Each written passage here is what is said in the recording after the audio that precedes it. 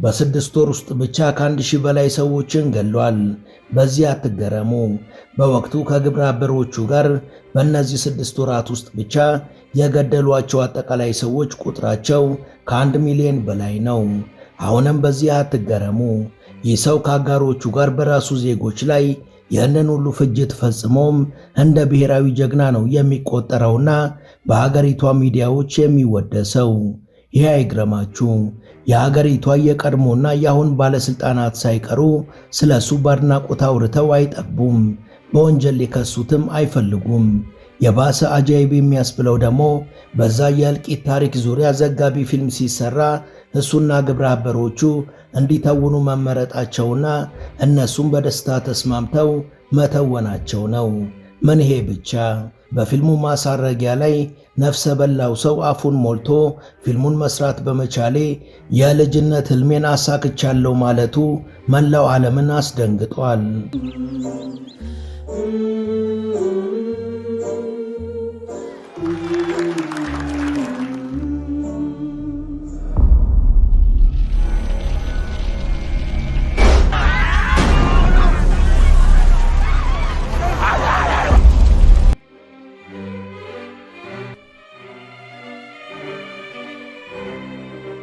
ሰላም ጤና ይስጥልን። በመላው ዓለም የምትገኙ ውድ የመሿለኪያ ቤተሰቦች በዛሬው መሰናዷችን በ6 ወር ውስጥ ብቻ ከ1000 በላይ ሰዎችን ስለገደለውና በተወነባቸው ፊልሞች ላይም እነዛን አሰቃቂ ተግባሮቹን በገሃድ ለዓለም ስላሳየው ሰው እናወጋችኋለን።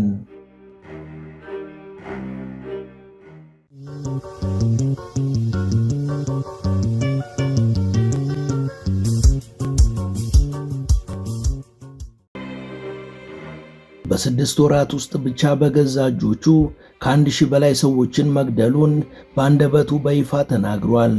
ከሱ ባሻገር በሱ የሚመራው አደገኛ ገዳይ ቡድን ደግሞ በእነዚህ 6 ወራት ውስጥ ከ500,000 እስከ 1 ሚሊዮን የሚደርሱ የሀገሪቷን ዜጎች ገለዋል። ከዚህ በተቃራኒው ደግሞ አይደለም ሰው መግደል ይቅርና ማንኛውም ሕይወት ያለው ፍጥረትን መግደል ጨምሮ የሰውን ንብረት ያለ ፍቃድ መውሰድን፣ መስከርን፣ መዋሸትንና ወሲባዊ ጋጠወጥነትን እንደማይፈጽሙ ቃለ መሐላ ላይ የሚገቡበት የቡዳ ሃይማኖት አጥባቂ ተከታዮች መሃል አንዱ ነኝ ብሎ ያምናል። ይህን ሁሉ ግድያ የፈጸምኩትም ለሀገሬ ነው ብሎ ከመናገሩ ባለፈ በወንጀል ተከሶ ሊፈረድበት ይቅርና አንዲት ጭረት እንኳን ጉዳት አልደረሰበትም። ይልቁንም እንደ ጀግና ነው የሚቆጠረውና የሚወደሰው። በዚህ አሰቃቂ ድርጊት የተሳተፉት እሱና ጓደኞቹ የፈጸሟቸው የግድያ ታሪኮችን ተንተርሶም ዓለም አቀፍ ትኩረትን ያገኘ ዘ አክት ኦፍ ኪሊንግስ የተሰኘ ፊልም ሲሰራ ዓይናቸውን በጨው አጥበው በመሪ ተዋናይነት ራሳቸው መሳተፋቸውም ዓለምን ጉድ አስብሏል።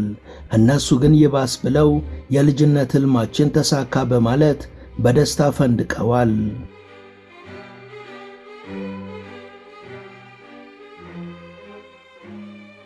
አንዋር ታላ ኮንጎ ታኅሳስ 19 ቀን 1937 ተወልዶ የበዛ ዕድሜውን በወንጀል እንዲሁም የዕድሜውን 6 ወራት ደግሞ የሰዎችን ነፍስ በማጥፋት አሳልፏል። አንዋር ኮንጎ የሚታወቀው በሜዳን ከተማ ከሰሜን ሱማትራ የመጣ ኢንዶኔዥያዊ ወንበዴ በመሆኑ ነው። በሕይወቱ የ6 ወራት ቆይታ ውስጥ የፈጸማቸው አሰቃቂ ግድያዎች ላይ የተመሰረተ ዘ አክት ኦፍ ኪሊንግስ የተሰኘ አነጋጋሪና ተሸላሚ ዘጋቢ ፊልም ተሰርቶበታል። በዶክመንተሪው ላይም ያለአንዳች እፍረትና መሸማቀቅ ከ1965 እስከ 1966 በኢንዶኔዥያ በተካሄደው የጅምላ ግድያ ወቅት እሱና አጋሮቹ የፈጸሟቸውን ግድያዎች በግልጽ ተናግሯል። በዚህ የራሱ የእምነት ቃል ውስጥ ኮንጎ በገዛ እጆቹ በ6 ወር ውስጥ ብቻ እስከ 1000 የሚደርሱ ሰዎችን በቀጥታ እንደገደለ ተናግሯል።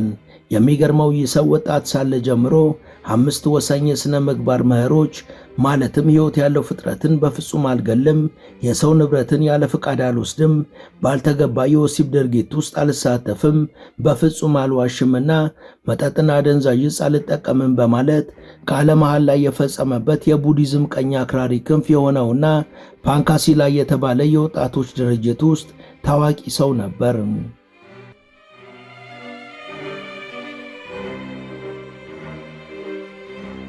አንዋር ኮንጎ የተወለደው በኢንዶኔዥያ የወደብ ከተማ በሆነችው ፓንካሲላ ብራንዳ ውስጥ ከአንድ ምስኪን የሙስሊም ቤተሰብ ሲሆን ቤተሰቡ ከጊዜ በኋላ ከፓንካላም ብራንዳን በመልቀቅ ወደ ሜዳን ከተማ በመሄዳቸው ሜዳን ከተማ ውስጥ አድጓል። የኮንጎ ባለቤት ሳልማ ሚፍታ ሳሊም እንደተናገረችው አንዋር ኮንጎ የሚለው ስም የመርከብ ሰራተኛ የነበረው አባቱ ወደ አፍሪካዊቱ ሀገር ኮንጎ ደርሶ ሲመለስ ስለተወለደ ኮንጎ ብሎ ስሙን እንዳወጣለት ትናገራለች። በአንጻሩ አንዋር ኮንጎ እንደሚለው ከሆነ ግን በ1960 በኮንጎ የተፈጠረውን ቀውስ ተከትሎ የሰላም አስከባሪ ጦር አካል በመሆን ወደ አገሪቷ ለመሄድ እንዳሰበና ስላልተሳካለትም ኮንጎ የሚለው ቅጽል ስም የግል ስሙ አካል እንዳደረገው ገልጿል። ከድህነቱ በላይ ኮንጎ እስከ 4ኛ ክፍል ብቻ ነበር የተማረው። በወጣትነቱ በፓንካላ ብራንዳን ውስጥ ቦክሰኛና በሜዳን ከተማ ውስጥ ደግሞ የቦሊንግ ስፖርተኛ ለመሆን ሞክሮ ነበር።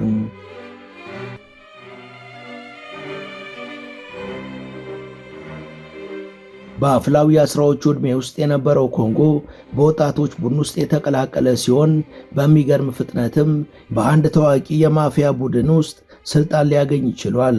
የሱና የጓደኞቹ ቡድንም በሜዳን ከተማ ውስጥ ታዋቂ የነበረው ኦፌኔድና ሱሺን የተሰኘ የወንጀል መዋቅር አንዱ ክንፍ ውስጥ ገብተው ነበር። በመጀመሪያው የማፊያነት ተሳትፈው ለሜዳን ሲኒማ ቤቶች ሐሰተኛ የመግቢያ ትኬቶችን ይሸጥ ነበር። በሲኒማ ቤቶች አካባቢ ኑሮውንና ውሎውን ያደረገው አንዋር ኮንጎ ሲበዛ የሆሊውድ የጋንግስተር ፊልሞች አድናቂ ነበር። የፖለቲካ ሕይወቱ ሲመረመር ደግሞ ጽንፈኛ ቀኝ ዘመም የፖለቲካ አመለካከት ነበረው። ስለዚህም ጠንካራ ብሔርተኛና ጸረ ኮሚኒስት ሊሆን ችሏል እና ደግሞ የኢንዶኔዥያ ኮሚኒስት ፓርቲ ፒኬአይ ቀንደኛ ተቃዋሚም ነበር። በጀነራል አብዱል ሃሪስ ናሱሺን የተመሰረተውና ኮንጎን ጨምሮ በርካታ አባላት ያሉት ፓንካሲላ የተባለው የወጣቶች ቡድንም ታጣቂዎቹ ብዙ ጊዜ ከኮሚኒስት ደጋፊ ወጣቶች ጋር አካላዊ ግጭት መፍጠር ከጀመሩ በኋላ ነው አለቅጥ የተጠለለ እልቂት እንዲፈጠር ምክንያት የሆነው።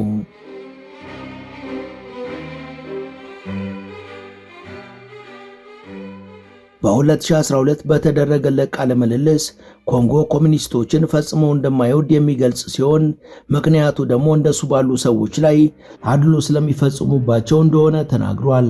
በዚህም የተነሳ ወሮ በላ በመባል ዕውቅና ከማግኘቱ በላይ ከ1965 እስከ 66 ለ6 ወራት በተደረገው የኢንዶኔዥያ የጅምላ ግድያ ውስጥ በቀንደኛ ተዋናይነት ተሳትፏል። የኢንዶኔዥያ የጅምላ ግድያ የተጀመረው በ1965 የመስከረም 30 ንቅናቄ በተባለበትና በሌክተናል ኮሎኔል ኡምቱንግ ሲያምሱሪ መሪነት የተሞከረው የመፈንቅለ መንግስት ሙከራ ከከሸፈ በኋላ ሲሆን ውጤቱም የዓለማችንን አሰቃቂው ክስተት የተባለ ግድያን አስከትሏል። መፈንቅለ መንግስቱ ከከሸፈ በኋላ በወቅቱ ኢንዶኔዥያን የሚመራው የኮሚኒስት ፓርቲ አባላትና ደጋፊዎቹ ላይ የጸረ ኮሚኒስት ዘመቻ የተባለ የጅምላ ግድያና ልዩ ልዩ ማሰቃያዎችን ያካተተ ድርጊቶች ተፈጽመዋል። በእነዚህ ፍጅቶች ውስጥ በነ ኮንጎ የሚታዘዙት የፓንካሲላ ወጣቶች ትልቅ ሚናን ተጫውተዋል። ድርጊቱ በተከሰተባት በሰሜን ሱማትራ ውስጥ ኮንጎን ጨምሮ የድርጅቱ ታጣቂዎች በዋነኛነት የመጡት ከሜዳን ከተማዋ መዋቅርና ከሌሎች የወንጀለኛ ቡድኖች ነው። ኮንጎ የእንቁራሪት ጓድ በመባል የሚታወቀው የራሱን ቡድን በጅምላ ግድያ እየመራ የሞት አፍላቂ ቡድን ሆኖ እንዲሰራ በሌሎች ወታደሮች ተቀጥሮ ነበርም ተብሏል።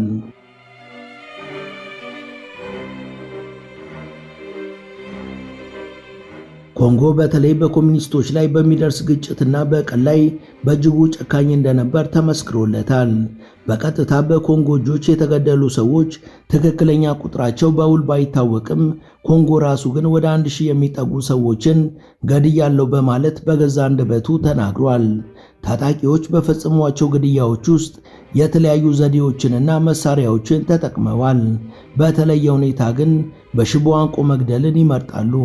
ለዚህ ምክንያታችን ነው ያሉት ደግሞ የጠመንጃቸው አፈሙዝ በደም እንዳይቆሽሽ መሆኑን በዘጋቢው ፊልሙ ላይ ተናግረዋል።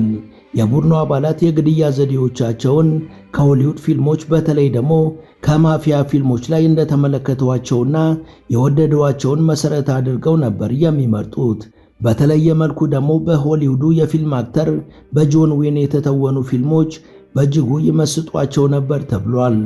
ኮንጎ በኋላ ላይ እንደተናገረው እሱና ጓደኞቹ የጸረ ኮሚኒስት እልቂት ውስጥ በአንጃነት የተቀላቀሉት በገንዘብ ፍቅር ተታለው ወይም በአደገኛነታቸው ስለተመለመሉ ሳይሆን በጥልቅ ስሜትና እምነት እንዲሁም ኮሚኒስቶችን የኢንዶኔዥያ ሕዝብና የእስልምና ጠላት አድርገው ስለሚቆጥሩ መሆኑን አስረድቷል። ይህን በሚገልጽ ተግባራዊ ድርጊትም ለ6 ጀነራሎችና ለብዙ ሙስሊሞች ግድያ ተጠርጣሪ የሆነውን እንዲሁም የፒፒ መስራቹን ጀነራል ሳንሹኒን ለመግደል በመሞከራቸው ነው።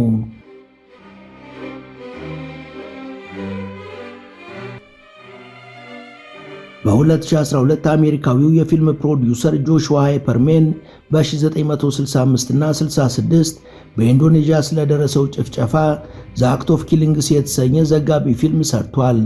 ፊልሙ በልዩ ሁኔታ ያተኮረው በግድያዎቹ ላይ በንቃት የተሳተፉ ጸረ ኮሚኒስት የሜዳን ከተማ ወንበዴዎች ላይ ነው። እነሱም አንዋር ኮንጎ፣ ሃዲ ዙልካድሪ፣ ሳፊት ፓፓርዴዴ፣ ሄርማን ኮቶና ኢብራሂም ሲኒክ ናቸው። እነዚህ እጃቸው በሰው ደም የጨቀየ ሰዎች ከልጅነታቸው ጀምሮ የፊልም አፍቃሪዎች መሆናቸውና በሜዳን ሲኒማ ቤቶች ደጅ ላይ ሲዟዟሩ ከነበሩበት ጊዜ ጀምሮ ፊልም ላይ የመተወን ህልም ያላቸው ስለነበሩ ዘጋቢ ፊልሙ ላይ ቀርበው መተወን እንደሚፈልጉ ሲጠየቁ ሁሉም በሚያስገርም መልኩ ሳያቅማሙ ወዲያውኑ ነበር የተስማሙት። የዘጋቢ ፊልምም የነሱ ዝና በዓለም ላይ እንዲናኝ አስችሏል። በፊልሙ ላይ ኮንጎና ጓደኞቹ ስለፈጸሟቸው ግድያዎች፣ ስለተጠቀሟቸው የጦር መሳሪያዎችና ስለወሰዷቸው የበቀል አይነቶች በዝርዝር የተናገሩ ከመሆኑም በላይ በትወናው ወቅትም በሚገባ ተግብረውታል። ኮንጎ በወቅቱ በጋራ ከተፈጸመው ከልክ ያለፈ ጭካኔ ጋር በተያያዘ መጸጸቱን ቢገልጽም በግሉ ለሰራው ድርጊት ግን እንደማይጸጸት ተናግሯል። በወቅቱ ፊልሙን ለመስራት በቀረጻ ላይ በነበሩበት ወቅት ስለ ኮንጎ አዘጋጁ እንደተናገረው ከሆነ መጀመሪያ ላይ ሁሉም ጀግና ሆነው ለመታየት የጋለ ስሜት ነበራቸው። በኋላ ግን በተለይ ኮንጎ እየቀዘቀዘ መጥቷል። ምክንያቱ ደግሞ ኮንጎ እንደተናገረው በእኩለ ሌሊት ከእንቅልፍ እየባነነ በመነሳቱና ቅዠቱን በሽቦ አንቆ የገደላቸው ሰዎች መሰቃየት በመጀመሩ እንደሆነ ተናግሯል።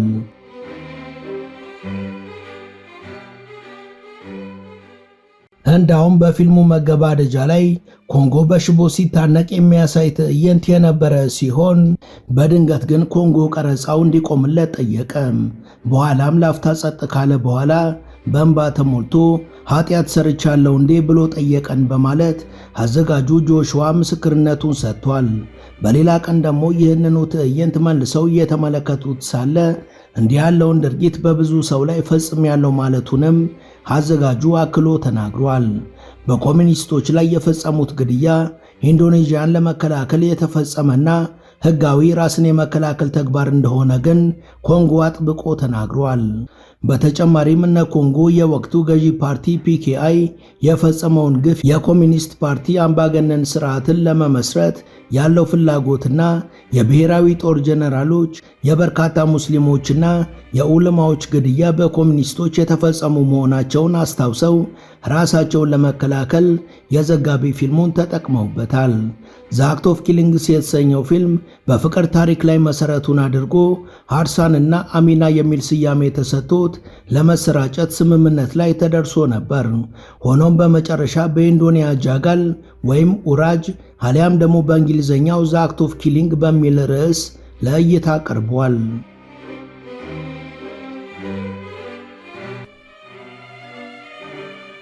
ኮንጎ ፊልሙን እውነት በማለት ቢገልጸውም ከአዘጋጁ ከጆሹዋ ኦፐንሃይመር ጋር በርዕሱ ላይ ስምምነት ባለመኖሩ ቅሬታውን ገልጿል። ለዚህም መነሻው አንዋር ኮንጎ ሐራጁ ተብሎ በመጠራቱ ሲሆን ይህንንም መጠሪያ ማታለያ አድርጎ ቆጥሮታል። የውጭ ሀገር ታዛቢዎች በፊልሙ ላይ የተመለከቱት አስከፊ ጭካኔን ብቻ ሳይሆን የነ ኮንጎን አስገራሚ ጸጸት አልባ በድንነትን ነው። በርካቶች በእነዚህ ጉዳዮች በኢንዶኔዥያ ያላቸውን ከፍተኛ ተወዳጅነት ተመልክተዋል። እጃቸውን በአፋቸው እስኪጭኑ ድረስም ተገርመዋል። የፊልም ለኦስካር ሽልማት የታጨ ሲሆን የተደበቀውን የምድራችንን ጭካኔ ለዓለም ይፋ በማድረጉም እጅግ በርካታ ተመልካቾችን አግኝቷል። የሚደንቀው ደግሞ ከኮንጎ ብዙ አድናቂዎች አንዱ የቀድሞው የኢንዶኔዥያ ምክትል ፕሬዝዳንት ዩሱፍ ካላ መሆኑ ነገሩን አስገራሚ አድርጎታል። ይህ ሰውዬ በ1960ዎቹ የጸረ ኮሚኒስት ዘመቻ ላይ የተሳተፈ ሰው መሆኑ በሰፊው ይታወቃል። ፊልሙ ከታየ በኋላ የጃካርታ ነዋሪ የሆኑት ኮንጎና ጓደኞቹ ለግድያው ተጠያቂ እንዲደረጉ የሚጠይቁ አቤቱታ አቅርበው ነበር። ነገር ግን በመጋቢት 2014 የኢንዶኔዥያ ፖሊስ አዛዥ የሆኑት ጀነራል ሃጂ ሱታርማን ክስተቶቹ የተፈጸሙት ከረጅም ጊዜ በፊት ነው በሚል ተራና ቀላል ምክንያት ሳቢያ አቤቱታውን ውድቅ አድርገውታል።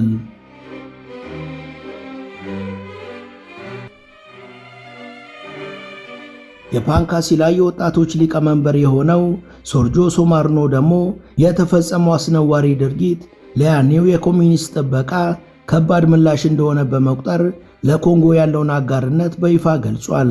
በተቃራኒው ግን ከነኮንጎ አደገኛ ግድያና የስቃይ ቀንበር ያመለጡ ከ100 ሺህ የሚበልጡ የኮሚኒስት ፓርቲ አባላትና ደጋፊዎች ግን ለእስር ተዳርገዋል። ስለ ኮንጎና ስለ ጭፍጨፋው የተሰራው ዘ አርት ኦፍ ኪሊንግስ የተሰኘው ፊልምም በአገሪቷ ላይ እንዳይታይ ታግዶ የነበረ ቢሆንም ለዓለም አቀፍ ተመልካቾች ሲለቀቅ ግን ስክሪን ኮፒው በድብቅ እየተዘዋወረ ለሁሉም ማሌዥያውያን የተዳረሰ ሲሆን ብዙዎቹ ተመልካቾችም ተጽዕኖ እንደፈጠረባቸው ተናግረዋል።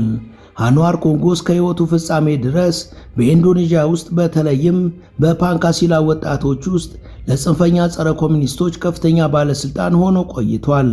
በተለያዩ ህዝባዊ ዝግጅቶች ላይም እንደ ተጽዕኖ ፈጣሪ ሰው ሲሳተፍ ቆይቷል። ከዋናው የቀኝ ክንፍ አክራሪ ፖለቲከኛና የፓንካሲላ ቡድን መሪ ሶርጆ ሶማርኖ ጋር በመደበኛነት ይገናኙ እንደነበር ታውቋል። ከዚህ ሁሉ ግፍ በኋላም ኮንጎ ወደ ሜዳን ከተማ ጎዳናዎች በመመለስ ተፈሪነቱን ተጠቅሞ ወደ ዘረፋና ህገ ወጥ ንግዶቹም ተመልሷል።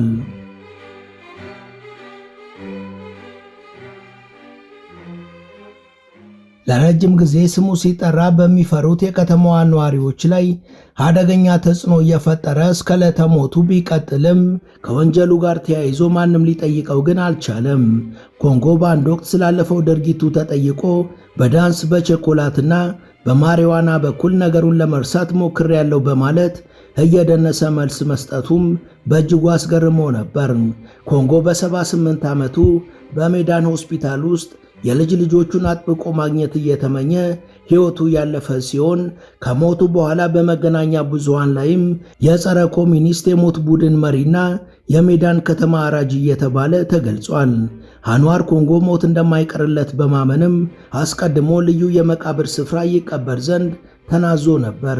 እናም ጓደኞቹና ጎረቤቶቹ የፓንካሲላ ወጣቶች አክቲቪስቶች በ1965 እና 66 የጅምላ ግድያው ላይ የተሳተፉ ግብረ አበሮቹና የሰሜን ሱማትራ ምክትል አስተዳዳሪ ሙሳ ራጅክሻን በቀብር ስነ ስርዓቱ ላይ ተገኝተዋል።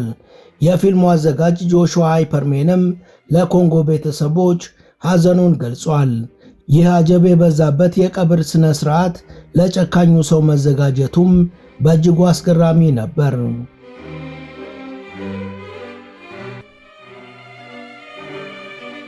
ወደ ቻናላችን ቤተሰቦች ለዛሬ ያሰናዳንላችሁ ይህን ይመስል ነበር። እስከ ዝግጅታችን ፍጻሜ አብራችሁን ስለነበራችሁ ከልብ እናመሰግናለን። በቀጣይ ቢሰሩ የምትሏቸውን ርዕሰ ጉዳዮች ብትጠቁሙን ደስ ብሎን እንቀበላለን። ቻናላችንን ሰብስክራይብ ማድረግ፣ የደውል ምልክቱን መጫንና ላይክ ማድረግ አትዘንጉ እያልን ለዛሬ በዚሁ ተሰናበትን። መልካም ጊዜ።